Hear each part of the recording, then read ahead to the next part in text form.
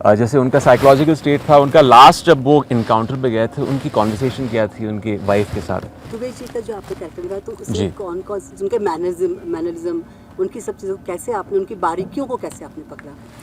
Well I think ये एक अच्छी बात थी कि हमारा कांटेक्ट बीएसएफ के साथ हो। स्क्रिप्टिंग के स्टेज पे जब नैरेटिव बनाया जा रहा था, जब स्क्रीन पे लिखा जा रहा था, वो इन टच में थे मेरे इस फिल्म में आने से पहले भी। तो जब स्क्रीन प्ले मुझे सुनाया गया और मुझे इस पे काम करना पड़ा कैरेक्टर पे, तो I was also in touch with Dubey ji. Dubey ji यहाँ पे सेट पे भी आए थे श्रीनगर में।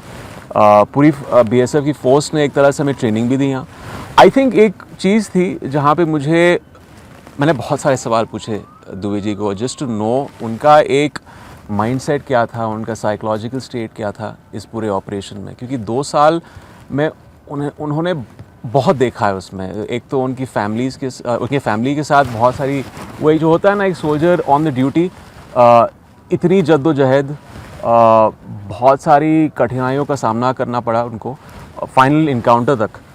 और मुझे कहीं उस चीज़ को तलाश के कहीं एक डिस्टिल करना था a certain sense of the personality. जो मैंने उनसे पहली मुलाकात में मुझे पता चला कि जिस तरह आप जब ऑफिसर से मिलते हैं, उनकी एक ह्यूमिलिटी होती है।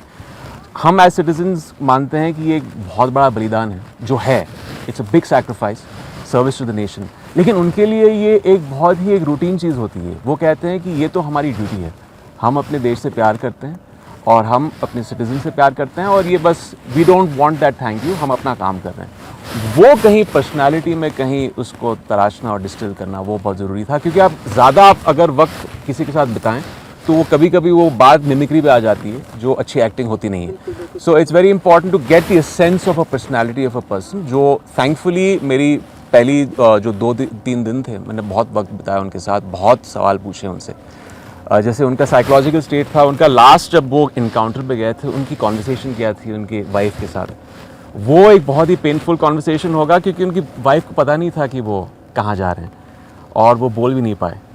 तो ये ऐसी चीज़ होती है उनकी फैमिलीज़ के साथ। It's so scary because it's high risk profession.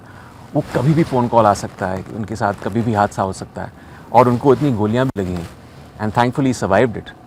Unfortunately mister Balbir Singh उसमें शहीद हो गए, बट ऐसी चीज़ें होती हैं लाइन ऑफ ड्यूटी में। तो जस्ट टू अंडरस्टैंड वो हाई रिस्क प्रोफेशन में क्या क्या होता है।